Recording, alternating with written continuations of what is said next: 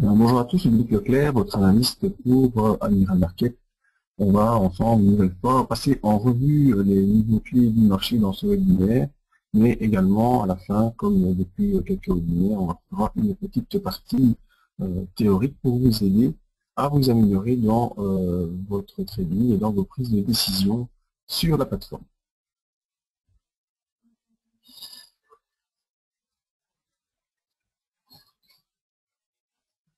Alors, qu'est-ce qu'on va faire aujourd'hui? Eh bien, comme à l'accoutumée, nous verrons l'analyse technique du marché en unité journalière en tout cas, et on verra les tendances et les niveaux clés de ces unités qu'il faut surveiller, qui évoluent au fur et à mesure des semaines et des jours. Et à la fin, on fera bien sûr une petite partie technique que je venais de vous dire sur les bandes de Bollinger. Tout d'abord, ici, il faut un peu vous avertir sur l'utilisation des CFD, qui sont des outils d'investissement réservés aux particuliers, qui ne sont pas adaptés à tous les profils d'investisseurs. Il faut donc vous-même pouvoir bien évaluer les risques. Et ce qu'on fait ici, ce qu'on va faire ensemble, c'est pas vous conseiller dans vos opérations, c'est simplement vous donner des niveaux et des outils qui peuvent vous permettre à prendre les meilleures décisions dans vos opérations. Mais on ne vous dit pas de répliquer exactement ce qu'on vous donne sur des exemples, vraiment pour vous aider à prendre vos décisions quand vous êtes devant votre plateforme. Alors, on vous conseille également avec Admiral Market d'utiliser toujours un compte de mots pour non seulement voir si les stratégies mises en place sont efficaces, ou bien si l'utilisation de la plateforme peut se faire de manière optimum. Alors, tout d'abord, présenter rapidement, parce que je le fais à chaque fois, mais pour ceux qui viennent d'arriver ou qui regardent cette vidéo plus tard, le système d'analyse que j'utilise, c'est l'analyse des impulsions. Donc, en quoi ça consiste? C'est repérer le départ d'une impulsion, que ce soit haussière ou baissière, et utiliser cette impulsion et la suivre, donc ça devient suivre la tendance jusqu'à ce qu'elle arrive à l'objectif déterminé. Alors, pour ça, on a plusieurs outils, les outils dans le graphique, les bandes de Bollinger, on va en parler assez bien aujourd'hui, vous allez voir leur utilité et comment les utiliser dans vos opérations. Les canaux de tendance qui vous donnent le sens de l'impulsion, les supports résistance qui sont les points de départ et les points d'arrivée, et les outils qui sont également en dehors du graphique, le MACD, on en a parlé un peu la fois dernière avec les non-croisements MACD qui sont des outils aussi très efficaces, et le RSI qui permet lui de mesurer la force de l'impulsion, donc de l'accélération ou la décélération de l'impulsion qui est en cours. Alors aussi, important sont les éléments à surveiller. Donc, les éléments à surveiller, ce sont souvent des statistiques ou des annonces qui auront une influence sur l'évolution du cours. Pour la journée d'aujourd'hui, je vous avais averti sur le discours de l'OPEP qui pourrait influencer le cours du pétrole. Nous verrons ensuite ce qu'il en était. La semaine dernière également, je vous avais averti sur le discours de la Banque Centrale Européenne et on a vu ce qui s'est passé ensuite. Donc tout ça sont vraiment des éléments importants qu'il faut surveiller, tenir à l'œil. Il faut savoir les heures auxquelles ces discours ou ces statistiques se produisent parce qu'elles ont une influence directe sur les cours. Donc la meilleure chose à faire, c'est soit de ne pas être dans le marché ou être dans le marché, mais avec le placement de certains ordres stop de protection. Alors, pour la fin de semaine, donc pour demain, il y a beaucoup de statistiques japonaises entre minuit et 1h du matin. Et ça donnera le ton pour le début de la journée. Pourquoi? Parce que Wall Street était fermé ce soir pour cause de jours fériés. Et donc, on n'a pas vraiment de point de repère de clôture et ce sera plutôt l'ouverture des bourses asiatiques qui nous donneront le ton pour la journée. Et comme je vous disais, entre minuit et demi et 1h du mat, il y a beaucoup de statistiques qui vont tomber, notamment les dépenses de ménage, assez important, l'inscription au chômage et les taux de chômage, les prix à la consommation, les ventes au détail et la production industrielle. Donc tout ça le même jour, ça donnera une orientation sur les bourses asiatiques et il y aura peut-être des répercussions sur les bourses européennes, voire en plus les bourses américaines. Alors à 8 heures chez nous, en tout cas en Allemagne, il y a les ventes au détail qui peuvent aussi influencer les prix. 8h45, donc tout ça juste avant l'ouverture des bourses en France, les prix, la production et la consommation des ménages, en espérant que la consommation ait augmenté, ce qui donnerait de bonnes perspectives. À 11 heures en Europe également, le taux de chômage et les prix à la consommation. Donc vraiment des choses à tenir à l'œil. Alors on va commencer par vraiment l'événement du jour. Alors l'événement du jour c'était quoi? C'était aujourd'hui, eh bien, il y avait une réunion de l'OPEP Et depuis plusieurs jours, on parle des prix du pétrole. Vous savez qu'ils sont en forte baisse déjà depuis l'été. Et il est arrivé sur un point clé qui était les 75 $, les 75 $, on va parler comme ça. Vraiment, c'était un point clé. Et la réunion d'aujourd'hui devait permettre de retirer un consensus sur ce qui allait se produire. Est-ce qu'on allait réduire la production, alors qu'elle est déjà, pour l'instant, la mise en vente des barils ne représente qu'un tiers de la production journalière, donc il n'y a déjà qu'un tiers qui est mis sur le marché, et malgré tout, on se demandait s'il ne fallait pas encore une fois réduire cette mise en vente sur le marché, parce que eh bien, les prix ne faisaient que tomber, dû au ralentissement économique général, également aussi à la surproduction maintenant des États-Unis, qui, en cherchant leur gaz de schiste, eh bien, ont trouvé de nouvelles ressources pétrolières, et donc ça a augmenté la production, et la demande n'ayant pas, elle, suivi, eh bien, il y a une chute des prix. Les pays comme le Venezuela n'étaient vraiment pas contents de cette chute de prix, parce que pour eux, c'est assez récent, c'est des rentrées d'argent assez importantes, et ces rentrées d'argent sont en train de diminuer, et donc ça leur pose des soucis. Pour cela, les Émirats arabes, donc qui sont les principaux fondateurs de l'OPEP et les principaux représentants, eux n'étaient pas trop pour diminuer la production, parce qu'ils disent qu'ils savent accepter un pétrole allant jusqu'à 70, voire même 65 $. Et tout ce discours a donc engendré le mouvement que nous allons voir, et pour ça, une bonne occasion de parler des bandes de Bollinger. Alors, le support actuel pour le pétrole ce soir, eh bien, il est maintenant placé à 67,55 $. Les résistances en unité journalière sont à 73,31 et à 74,2 $. Vous voyez que les anciens supports sont maintenant devenus des résistances. Et la M20 également en résistance, puisque toujours en accélération baissière, vers 76,2. Le MACD est sous le signal et sous zéro, donc tout ça nous montre une tendance baissière. Le RSI est sous les 40, donc c'est une pression baissière également. Et les bandes de Bollinger sont ouvertes. Et nous verrons que c'est donc une volatilité maximale sur le cours du pétrole. Passons sur notre plateforme. Alors voilà, vous voyez, c'est une unité journalière, hein, vous voyez, ce jour, aujourd'hui, une grosse accélération baissière. On a franchi à la baisse le dernier support qui était 73,31 et on est venu ici passer jusqu'au prochain support qui se situe vers 67,55. Vous voyez également l'ouverture des bandes de Bollinger qui nous montre une explosion de la volatilité et une grosse accélération baissière. Alors ce qui en était de nos divergences, parce que nous avions des divergences baissières, ces divergences vont certainement être cassées. C'est déjà le cas sur le RSI qui est en train de monter alors que les cours baissaient, et maintenant le RSI a cassé sa divergence et donc reprend le même sens que le cours, ce qui semble pouvoir être le même du MACD. On voit la ligne verte que j'avais tracée, eh bien on voit déjà cette barre grise qui est en train de l'enfoncer, et donc la divergence sur le MACD est également cassée, et pour reprendre le même sens que le cours, c'est-à-dire l'orientation baissière.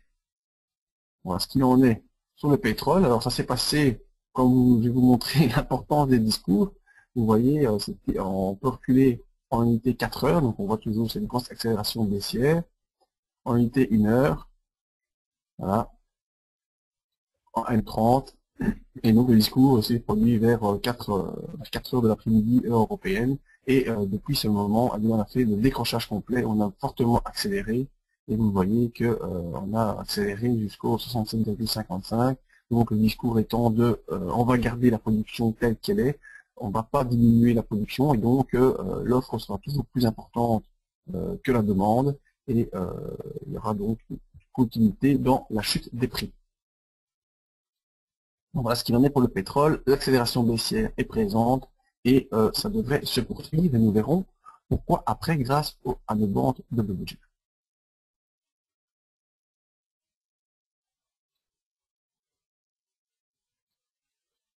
Ensuite, après le pétrole, nous avons quoi? L'euro-dollar. L'euro-dollar, il n'y a pas grand-chose qui change, mais ça pourrait changer. Alors pourquoi également? Eh bien, l'unité journalière, vous voyez, toujours baissière sur l'euro-dollar, pas de souci, ça continue. Le support en unité journalière est à 1,2417 et ensuite à 1,2359. La résistance en unité journalière se situe vers 1,25. La M20 également est en résistance parce qu'elle est baissière vers 1,2478. et le MACD est positif, mais il est sous zéro, le RSI, lui, est neutre. Donc tout ça, les indicateurs, on est en train de nous présenter un scénario où il n'y a plus de pression baissière, parce que le RSI est neutre, le MACD est positif, donc ça s'améliore, mais il est toujours sous zéro, donc la tendance de fond reste baissière, c'est pour ça que l'unité journalière est baissière. Autre élément important, et vous comprendrez pourquoi ensuite, les Bollinger se rapprochent. Voyons sur notre plateforme.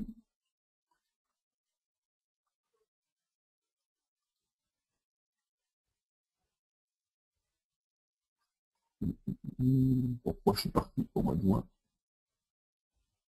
Pourquoi j'avais cliqué ce bouton? Donc, notre euro-dollar, toujours dans sa tendance baissière, en faisant des points bas de plus en plus bas, des points hauts de moins en moins hauts. Ça, c'est la technique des impulsions et les possibles inversions en MACD. Ce sera l'occasion dans un prochain webinaire de vous en parler. Peut-être qu'on la verra cette fois-ci. En tout cas, pour l'instant, le cours avait rejoint le haut du range et la zone des 1,2548 qui formait une résistance. C'était rejeté.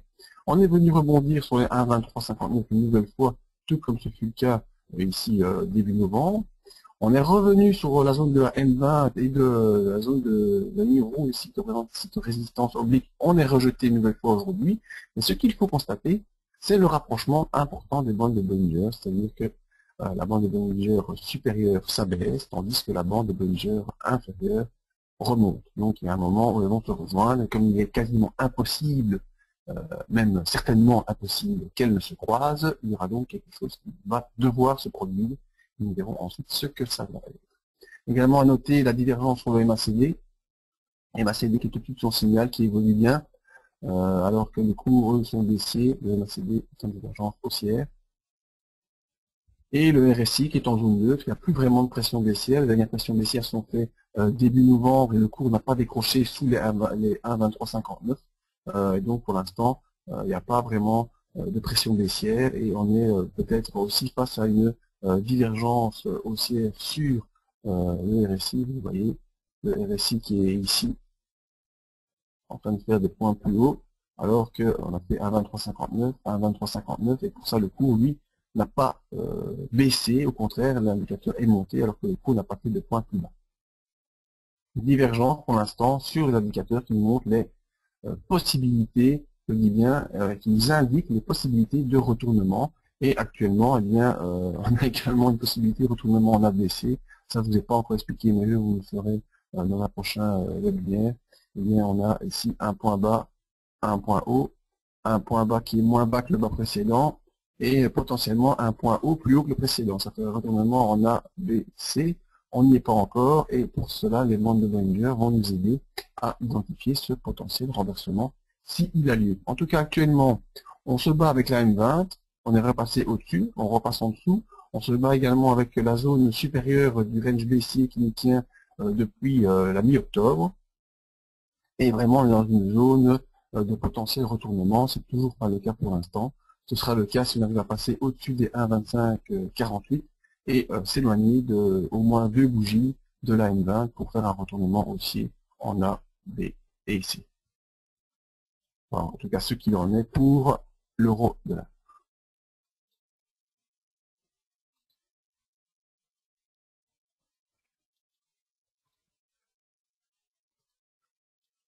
Alors, le ECP500. Mais le ECP500, c'est un simple rappel des événements d'hier, en fait, parce qu'aujourd'hui, c'était fermé. C'était jour férié sur le marché américain.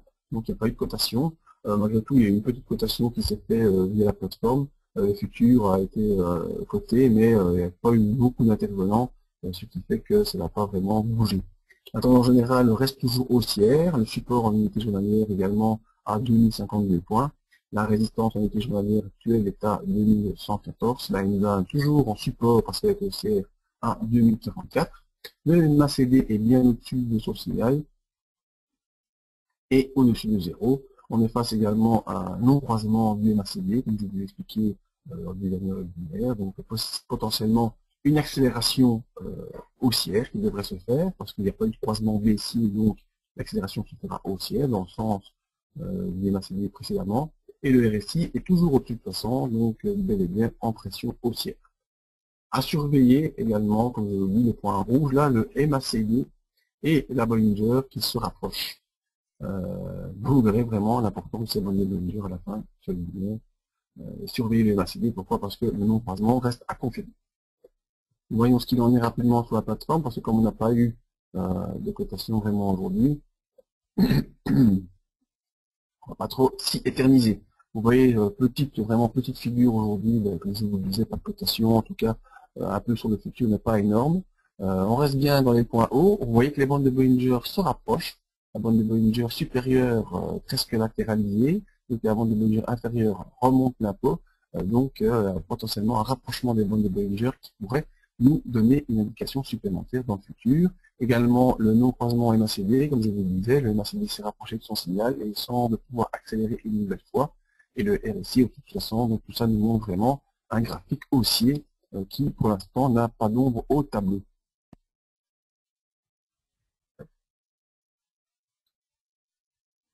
Ensuite, le CAC 40, lui, ce jour, il a été coté. Pas de souci pour le CAC 40, il est toujours avec son unité journalière en accélération haussière. L'unité journalière actuelle est à 4339, avec un support 4339 et 4239 pour le support suivant. La résistance en unité journalière qu'il faut viser, c'est les 4497. La M20 en support à 4256. Le MACD est positif et au-dessus de 0. Je vous montre la tendance haussière se poursuit. Le RSI est au-dessus de 60. Également pression haussière qui est présente sur le CAC 40 en unité journalière.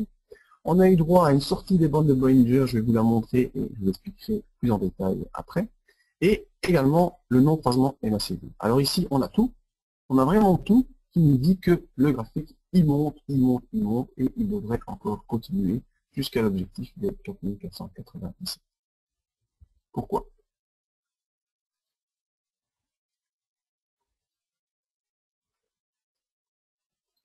Le CAC 40. Il a fait une sortie haussière de ses bandes de Bollinger. Une, deux, trois sorties, c'est toujours ce qui se produit, ces trois sorties. Bien souvent, il y en a trois.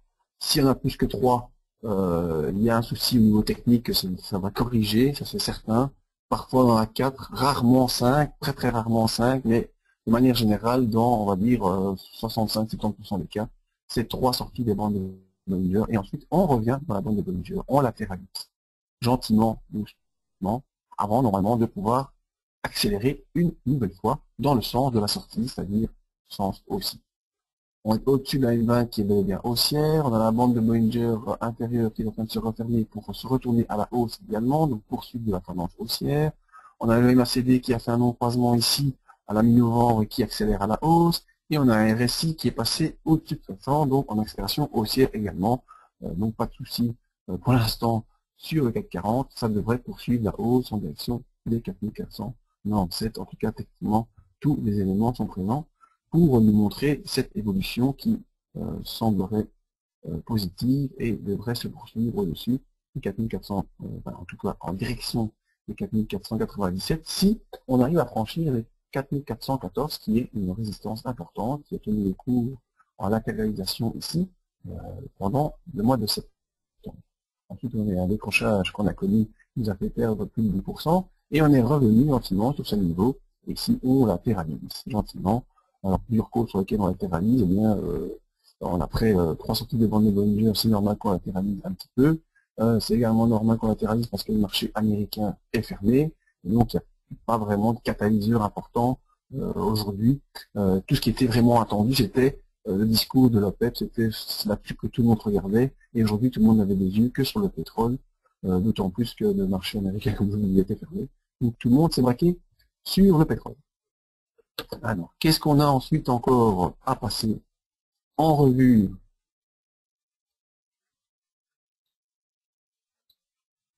L'or, bien sûr, l'or, ouais, j'avais pas oublié, l'or toujours en unité journalière baissière, même si on a des signes avant-coureurs d'un potentiel retournement également, tout comme sur l'euro-dollar, c'est rien de joué, mais il y a des signes, hein, faut pas ne pas les voir, il faut être attentif à ça.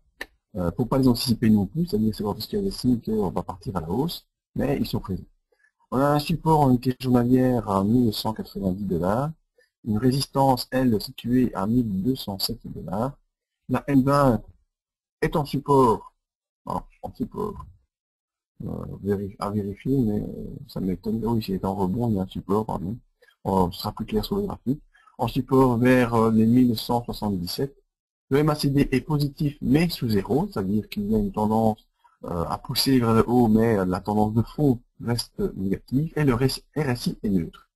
Également, les bandes de Bollinger se rapprochent. Alors, ces trois choses-là sont des choses vraiment qui nous alertent sur un potentiel retournement. Pourquoi?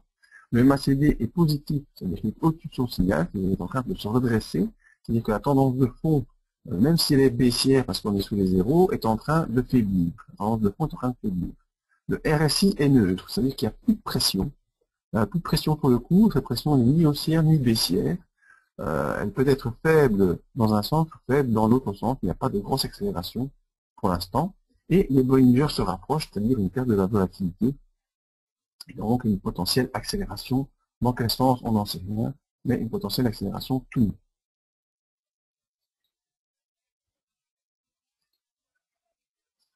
Sur notre graphique, l'or, toujours dans sa fourchette de ronde rouge, qui sera également l'occasion d'une petite explication technique dans un webinaire. La fourchette de ronde rouge, c'est un vieil outil, mais toujours très utilisé, en tout cas par moi, et toujours très efficace. On n'invente pas de nouveaux outils de trading révolutionnaires tous les jours. Les principaux ont été inventés. Et maintenant, ce qu'on est en train de faire, c'est de l'automatisation de tous ces outils. Enfin, c'est un autre débat. Les outils qui existent sont performants. La fourchette de ronde rouge, on est venu se poser au-dessus des 1190, 1290 $, et on latéralise un peu avec en résistance cette bande de Bollinger et cette fourchette de ronde rouge, en tout cas le haut de cette fourchette de ronde rouge. On voit les bandes de Bollinger se rapprochent, que ce soit la bande de Bollinger supérieure baisse encore, la bande de Bollinger inférieure monte encore un peu.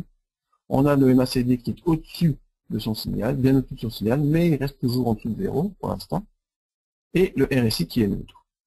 Donc même si on a une tendance baissière, parce que on a une tendance à faire des points bas plus bas que les précédents, et on n'arrive pas à faire des points hauts plus haut que les précédents, donc tendance baissière. Même si ici on est face à un rebond qui semble se poursuivre, on est coincé dans la fourchette de ronde rouge, et on a les bandes de Bollinger qui se rapprochent, donc perte de volatilité, le cours devrait encore un peu latéraliser pour l'instant. On attend vraiment le signal d'un passage en dehors de cette fourchette de ronde rouge, ou un retour sous les 1190 et sous les 1173, sous la M20 pour reprendre une tendance baissière, mais pour l'instant ce n'est pas le cas. Il y a vraiment une latéralisation et on attendra un signal qui soit haussier ou baissier.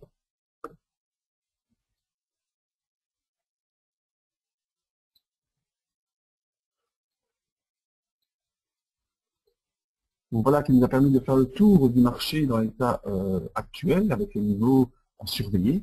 Et pendant tous ces passages en revue, je ne vous ai pas arrêté de vous parler de ces bandes de Bollinger qui sont rapprochées, qui sont éloignées, qui sont dans plein de configurations possibles. Mais qu'est-ce que c'est ces bandes de Bollinger? Donc c'était inventé par un Américain qui est toujours vivant, il est né dans les années 50, John Bollinger. Il fait encore beaucoup de conférences, il a son propre site internet, c'est très intéressant à pouvoir étudier et à essayer d'utiliser. C'est un indicateur qui permet de mesurer la volatilité du cours. Alors, plus elles sont écartées, plus la volatilité est forte. Et plus elles sont proches, plus la volatilité est faible. Ça veut dire qu'elles peuvent être proches et baissières, mais faiblement baissières. Elles peuvent être proches et haussières, mais faiblement haussières. Ce qui nous intéresse le plus, c'est quand elles sont proches et à l'horizontale. Une latéralisation pendant plusieurs séances qui nous montre qu'il n'y a pas beaucoup de volatilité, que le cours est en train de se chercher une tendance, soit une accélération haussière, soit une accélération baissière. Alors, dans la volatilité faible, c'est plutôt, comme je vous disais, dans une phase neutre. Les bandes de Bollinger sont proches, c'est ce qu'on voit ici.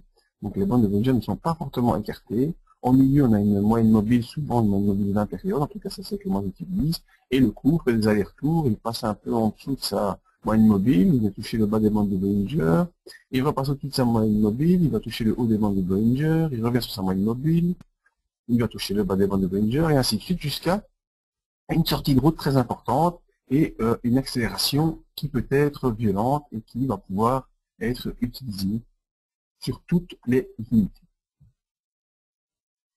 Alors, un autre exemple ici des volatilités, quand les volatilités sont fortes, ça peut être forte en phase baissière ou forte en phase haussière, ça c'est souvent dû à des sorties de bandes de Bollinger, eh bien on a un écartement des bandes de Bollinger avec souvent une phase baissière, voilà, le cours se situe en dessous de sa M20 et longe sa bande de Bollinger inférieure, parfois même il en sort, et la bande de Bollinger supérieure également s'ouvre pour laisser la place à la volatilité, jusqu'au moment où la bande de Bollinger supérieure reprend le même sens que la bande de Bollinger inférieure, et donc que la baisse du cours se ralentit. Même chose en accélération haussière, on voit ici le cours qui sort de ces bandes de Bollinger, et ici on a droit à deux sorties. Donc la bande de Bollinger, elle, supérieure s'ouvre pour suivre le cours. Par réaction, la bande de Bollinger inférieure s'ouvre également dans le sens opposé. Donc explosion de la volatilité, jusqu'au moment où on le voit, la bande de Bollinger ici vient se fermer, reprend le même sens que la bande de Bollinger supérieure, et on voit que ça correspond à une latéralisation du cours pour retrouver une phase plus calme. Et donc ça c'est vraiment une impulsion haussière très très forte, ici une impulsion baissière assez forte. Ce sont ce genre d'impulsions que j'essaie d'analyser, de prévoir, de prédire et de trader.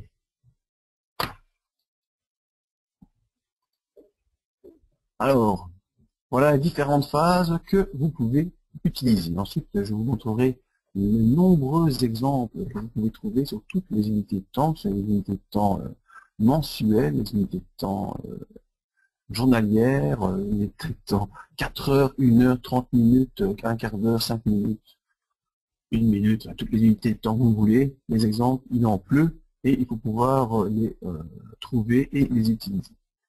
Le plus intéressant à rechercher, c'est les sorties de route. Repérer la perte de volatilité suivie des sorties de route. Alors, la perte de volatilité, c'est quoi?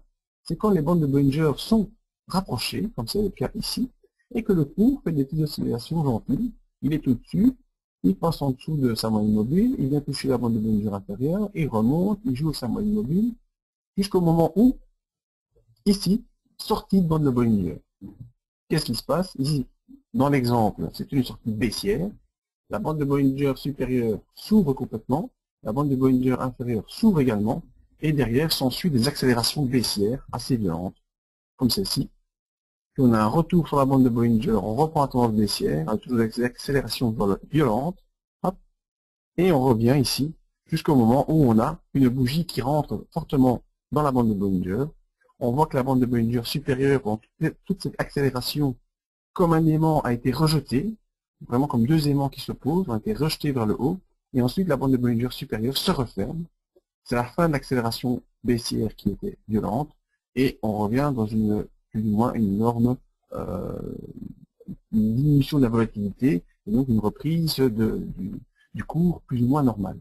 Ce qui est intéressant de voir, c'est cette sortie de route, ici en l'occurrence c'est baissier, et on peut, tant que la bande de Bollinger supérieure reste ouverte, utiliser ce cours, et c'est ce genre d'impulsion qu'il faut pouvoir identifier et utiliser dans vos opérations. Voilà, simplement, avec ce simple outil de la bande de Bollinger, cumulé avec les indicateurs qui confirmeront ce départ d'impulsion, les bandes de Bollinger sont fermées, on accélère ici à la baisse, et on suit le cours jusqu'au point le plus bas, c'est-à-dire jusqu'au moment où la bande de Bollinger opposée se referme pour reprendre le même sens, et le cours, lui, se calme et revient tout doucement. Latéralisation, vous voyez, on est passé de ici, j'ai pas les données exactes, mais on est descendu de 1, 2, 3, 4, 5, presque 6 carrés, pour venir ensuite latéraliser entre deux carrés, donc vous êtes toujours dans le bon plan, si vous avez pu prendre cette impulsion au départ. Avant de faire la conclusion, je vais vous montrer les nombreux exemples qu'on peut utiliser grâce à cette bande de Bollinger. Repassons sur la plateforme.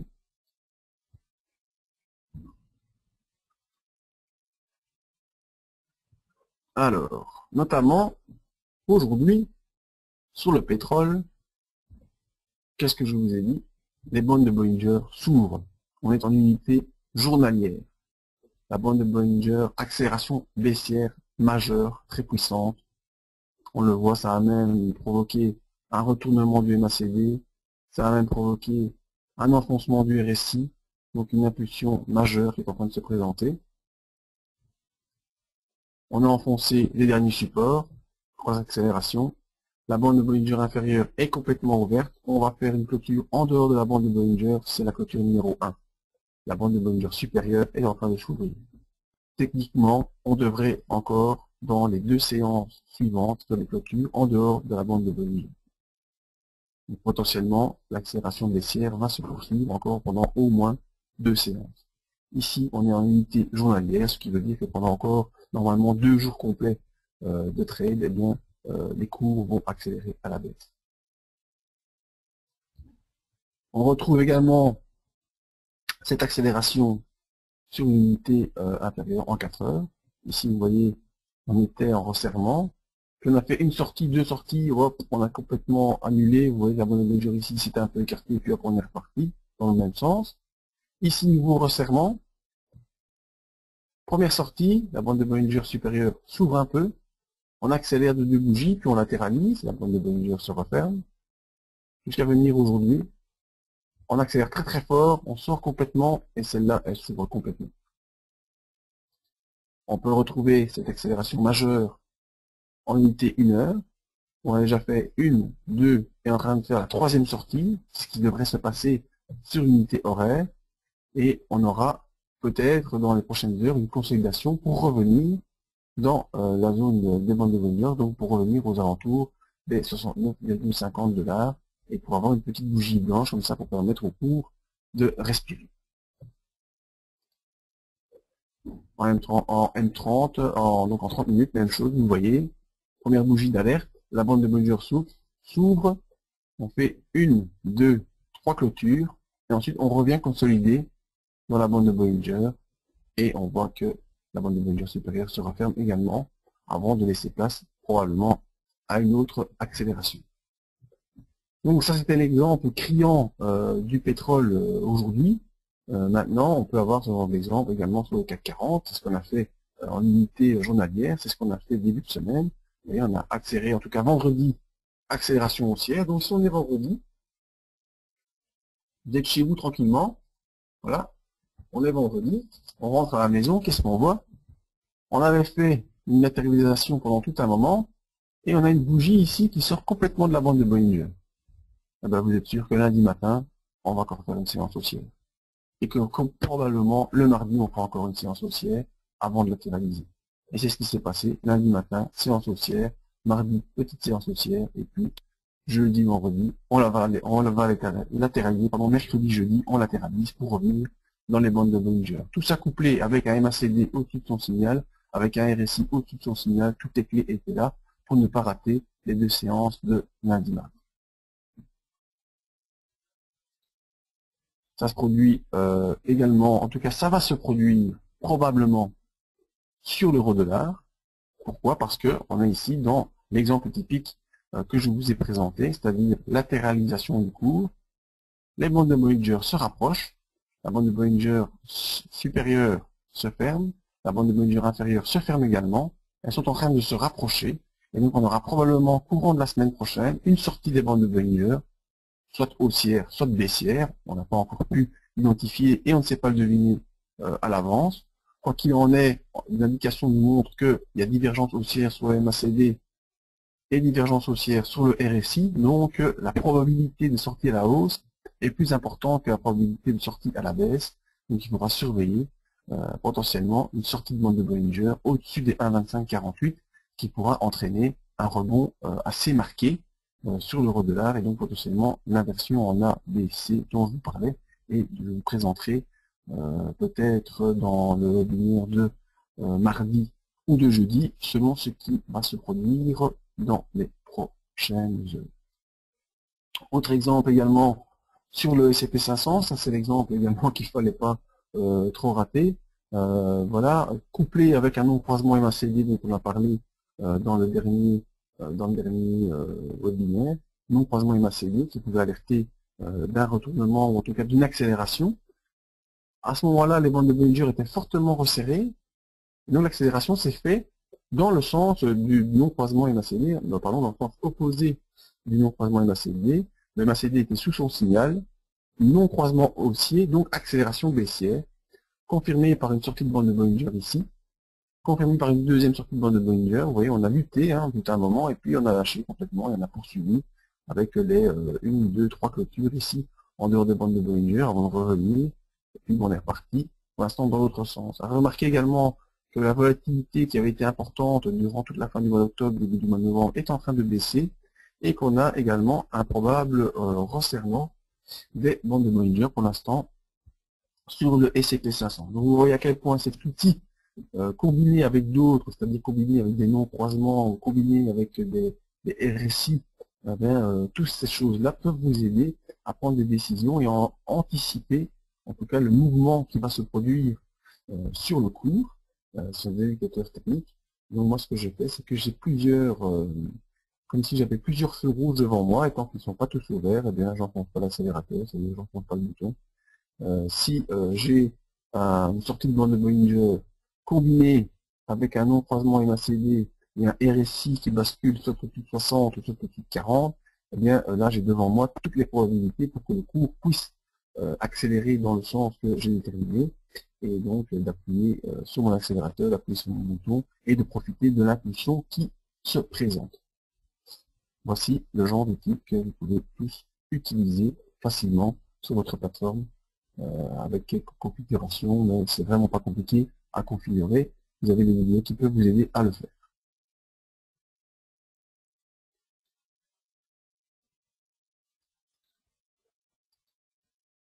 Alors, je vous repasse. En conclusion, qu'est-ce qu'on a vu? Tout ça, le pétrole. Grosse accélération baissière, discours de l'OPEP, ils veulent pas resserrer les vannes, on va laisser couler le pétrole comme ça, c'est bon, les prix, ils peuvent encore baisser et ils le feront encore. Pourquoi? Parce que l'accélération baissière est forte, la Bollinger inférieure et supérieure sont ouvertes, et ça va normalement encore continuer pendant quelques séances. Sur l'euro-dollar, la tendance est baissière, mais le rebond doit encore confirmer. Pourquoi? Parce que les Bollinger se rapprochent et qu'on a également des divergences sur les indicateurs. Donc potentiellement un retournement sur l'euro-dollar. Le S&P 500, pas coté aujourd'hui, mais on constate que la tendance est toujours bel et bien haussière et que les Bollinger se rapprochent aussi, donc perte de la volatilité. Le CAC 40 a tendance à accélérer et on se dirige gentiment vers les 4497 et un retour dans les bandes de Bollinger. On a vu la sortie de vendredi, lundi, mardi. Ensuite, on a une latéralisation pour, après sans doute, pouvoir continuer cette accélération, mais de manière moins violente. Et sur l'or, la tendance est baissière, mais également, comme on l'a vu, tout comme sur l'euro-dollar, les Bollinger se rapprochent. Les indicateurs sont soit neutres, soit en tendance haussière, alors que la tendance générale est baissière. Donc, on a un potentiel là pour avoir une inversion sur l'or côté en dollars. C'était donc mes conclusions. Pour me contacter, eh bien voici les références, investor.be, mon adresse email, le Facebook pour avoir une nouvelle du site ou bien de Admiral Market aussi que je poste, et le compte Twitter pour voir toutes les news qui m'intéressent ou que je trouve intéressantes. Également tous les moyens de contacter Admiral Market qui sont à votre écoute pour les différentes questions que vous avez sur les plateformes. Également leur compte Facebook et la page YouTube pour revoir tous les webinaires. Alors maintenant, on va pouvoir passer aux questions s'il y en a, et ça, je me retourne vers mes amis de chez Admiral Market pour voir s'il y a des questions. Alors, première question, on me dit que le DAX est un bel exemple de sortie excessive de vente de Bollinger actuellement. Qu'est-ce que j'en pense? On va aller voir ça tout de suite. On va prendre... Il n'y a pas de raison que le DAX ne fasse pas la même chose que les autres, que ce soit sur le CAC 40 ou sur le S&P, sur quelque chose ici, le DAX, ou le graphique. Alors le graphique par défaut, c'est celui-là, des petites barres ici, vertes, un écran plus noir. Alors j'aimerais configurer mes préférences. Ici, modèle Belgian Investor bien sûr, et je reviens Alors, eh oui, le DAX, c'est merveilleux. Il est même en exagération haussière. En tout cas, c'est comme ça qu'on l'appelle. Quand on voit la sortie de Monomanager qui s'est faite vendredi, une sortie, deux sorties, trois sorties, ici une quatrième sortie, et aujourd'hui une cinquième sortie. Mes amis, le DAX, il va pas pouvoir continuer comme ça aussi loin et aussi haut. La meilleure preuve en est, c'est qu'on est en train d'arriver sur des zones de résistance majeures ici. Voilà, je vais vous mettre la ligne, paf. Donc les 10 024. Et donc il ne serait pas étonnant que dans la fin de semaine, c'est-à-dire demain ou bien début de semaine prochaine, le DAX doive consolider parce que autant de sorties, c'est très très rare. Je vous ai dit, la majeure partie du temps, c'est 3 sorties, parfois 4 et rarement 5.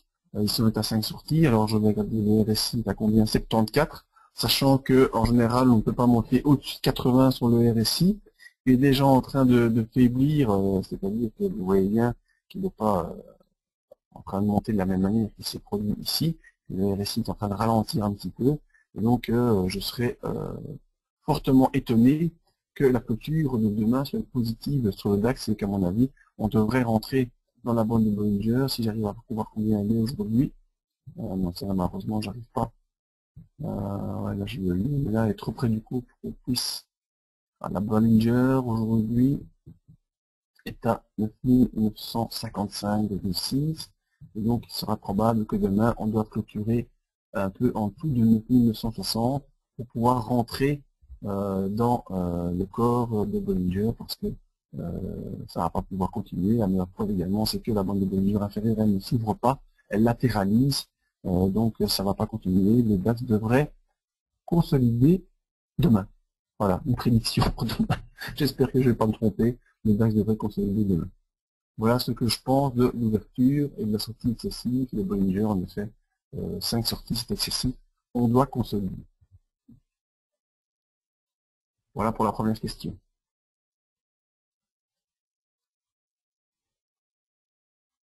J'attends de voir si on en a une autre. Apparemment, pas d'autres questions. Donc voilà, je vous donne rendez-vous, en tout cas pour ma part, pour des vidéos moins précises sur mon site. N'oubliez pas l'article qui sera publié lundi sur Avenir Market, que je un article dont je parlerai, une chose que j'ai pas encore déterminée, donc vous verrez bien les événements de fin de semaine et ce qui se passera durant le week-end pour vous donner un article toujours en relation avec l'information. Et nous rendez-vous donc mardi et jeudi prochain pour d'autres webinaires et d'autres outils de formation. Merci à tous et à bientôt.